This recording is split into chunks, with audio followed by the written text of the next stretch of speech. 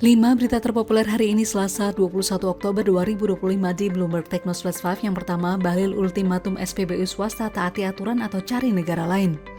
Menteri ESDM Bahlil Lahadalia geram dengan operator SPBU swasta yang dinilainya tidak ingin mengikuti aturan di Indonesia.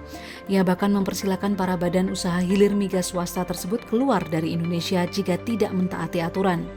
Hal ini disampaikan Bahlil setelah target kesepakatan pembelian BBM kembali meleset Jumat 17 Oktober 2025. Bahlil menegaskan pemerintah telah menambahkan kuota impor operator SPBU swasta 10% dari total realisasi tahun lalu, sehingga tak akan menambahkannya lagi.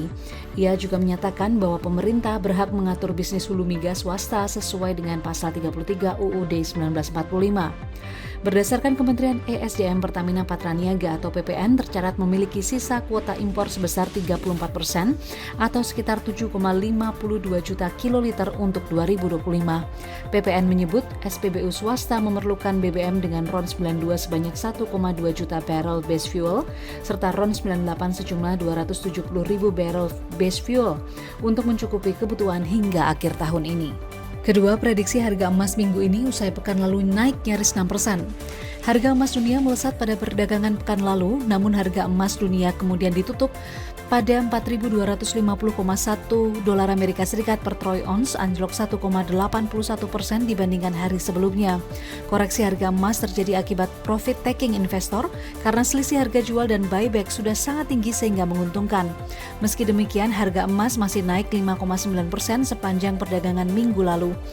Dalam sebulan terakhir, harga emas juga masih melesat 13,17% sepanjang 2025 atau year to date, harga emas meroket 61,59%. Dengan catatan ini, secara teknikal, emas masih perkasa di zona bullish.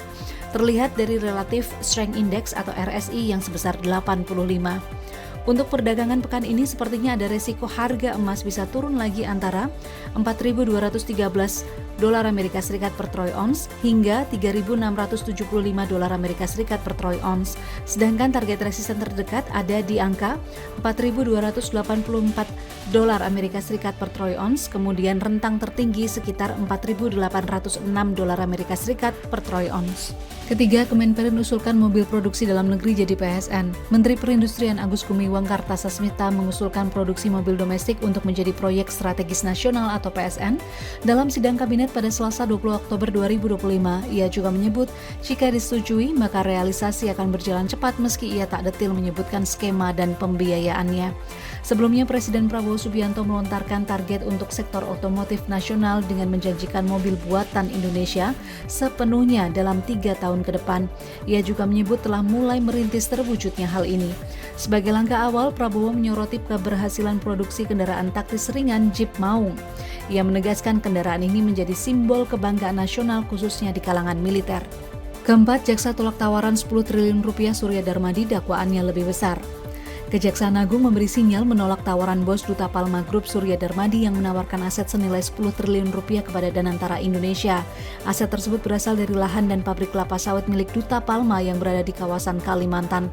Kepala Pusat Penerangan dan Hukum Kejaksaan Agung Anang Supriyatna mengatakan tawaran tersebut tak sebanding dengan nilai kerugian negara yang didakwakan kepada Surya Darmadi dan Duta Palma Group yang mencapai lebih dari 78 triliun rupiah. Menurut Anang, dalam dakwaan pribadi Surya Darmadi harus mengembalikan kerugian negara sebesar 2,2 triliun rupiah, namun hingga kini ia baru menyerahkan beberapa ratus miliar saja.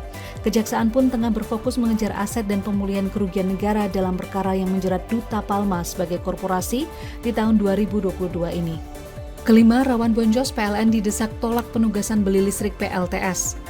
Direktur Eksekutif Center of Economic and Law Studies atau Celios Bima Yudhistira mendorong PT PLN untuk menolak penugasan pembelian listrik dari pembangkit listrik tenaga sampah atau PLTSA. Ia menyebut kewajiban ini cenderung memberatkan keuangan dan ruang gerak PLN dalam jangka panjang. Setali tiga uang, Managing Director Energy Shift Institute Putra Adiguna juga menerangkan kinerja keuangan PLN belakangan relatif terbatas. Imbas 30% pendapatan PLN berasal dari subsidi dan kompensasi.